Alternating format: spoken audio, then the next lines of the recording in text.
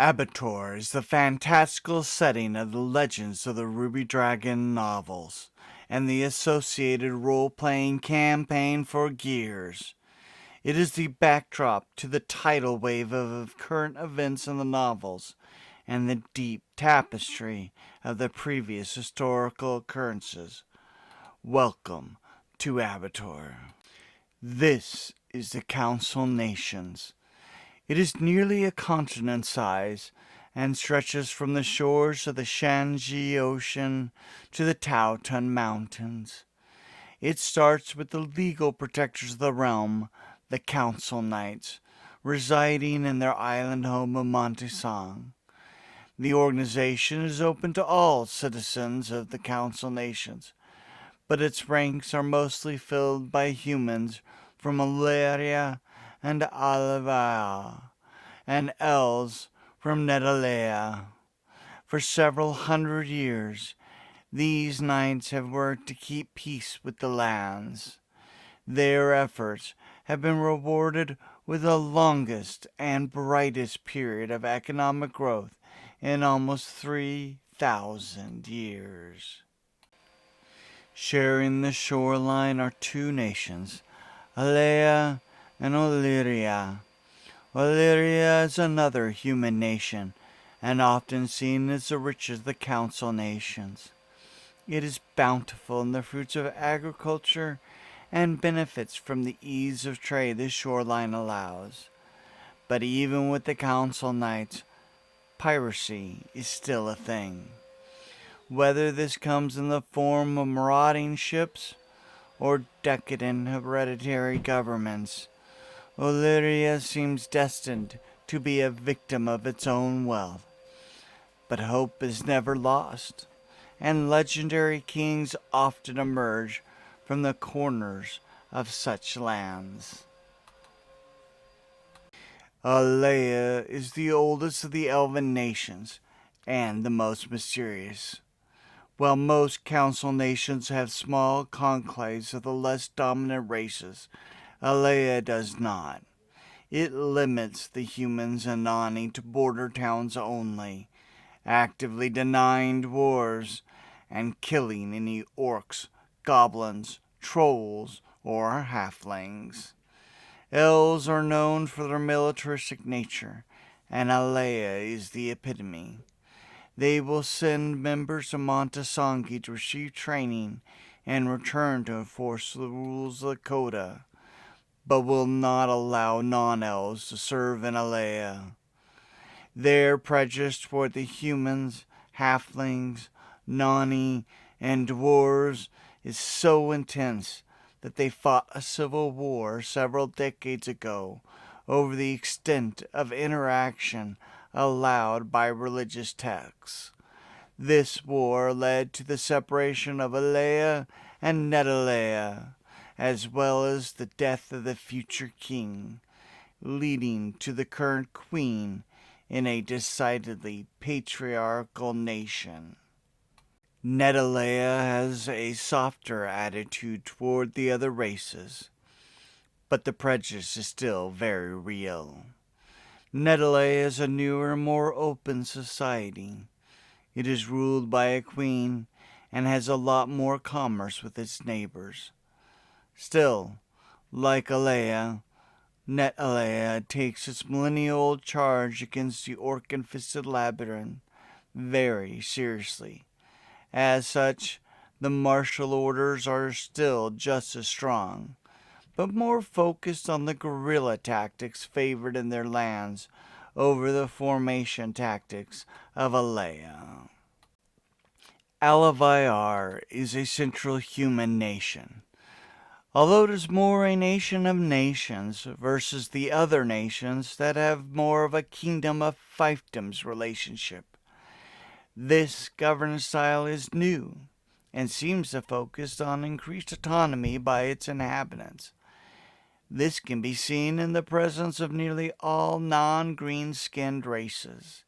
However, the elven nations have done such a good job that orcs, goblins, and trolls have all become mythological creations to the average Alaviaran.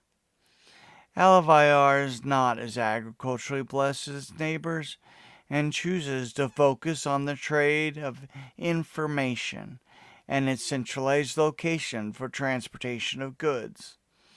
Alavayar has an odd relationship with history. It generally has little effect on history, but when it does, it is seismic. The religious icon Kelendor is from a city in the middle called Quatre Bras. The later conqueror known as Torakaza would also center his empire in Quatre Bras.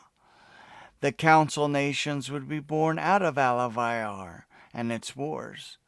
Still, Alavayar has been retreating in importance, and Quatre Bras is a forgotten city again. Shannona is the last major nation in the Council Nations. It is filled with the dwarven cousin race known as the Nani. Shannona was founded as a military buffer and economic trade state for the dwarven state of Kodaka. While the military side has nearly vanished, the economic priorities are alive and well. Shannona and the Nani have no issue with any of the non-green races, especially if it allows them to expand their profit. The Nani have built an elaborate culture on their guilds and business successes. Still, the Nani do not share this information willingly. Many think Shannona is actually the wealthiest nation, but masks its wealth to negotiate deals absent covetous greed, at least their opponents. Still, the Nani are notorious for keeping their word and have been a faithful ally to the council. Reniko is a very loose confederation of tribes and mostly functions by requiring very little abeyance. Most things are done under adherence to a state-accepted religion that outlines most regulations on behavior.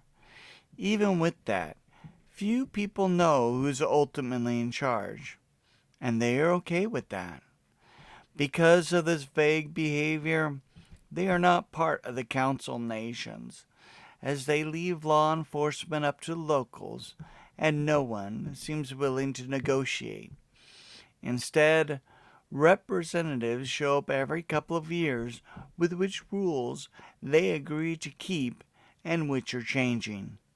There is no negotiation, as the representatives describe their role as mere messengers than negotiating officials. Two races exist without a nation, the halflings and half-elves. Half-elves are generally tolerated by the races, but seen as filthy mutts by the elves of Alea. Half-elves rarely hold positions of authority in non-half-elf communities. Often, they find themselves in scholarly or stewardship positions. Half-elves are born for the matings of humans and elves, or half-elves with humans, elves, or half-elves. These are the only three races known to be able to crossbreed, although the Nani claim they could mate with dwarves, if they wanted to. Halflings are generally despised by other races and nations. Alea gleefully promotes purges. Reniko has very few, and most nations fall somewhere in the spectrum between. Halflings look like 10 to 12-year-olds with having either long elf ears and others not. They exist in the underbelly of cities and have become very proficient at stealing to live. Outsiders are unable to conduct a census, but every city has its hidden warrens filled to the brim, even with Alean exterminations. Magic in Abator is a thing, but barely. While the arcane can be summoned, most practitioners rarely exceed parlor tricks, and never get close to the effects of yore found in ancient texts. Still, Alea and Adalea come the closest. These nations are the only nations in which magical training is still formalized. Other nations might have small schools or covens, but nothing that exerts any real formal recognition. In general, Abator is a world on the cusp of its renaissance, but little does it know that its transition will be halted by the return of an old threat primarily relegated to religious texts. These texts speak in metaphors of a great battle to come, waged between the Creator and the Dark One. The Creator's forces led by the Ruby Dragon. 3,000 years, and no one has seen it since it left with Kelendor. Will the Ruby Dragon return in time?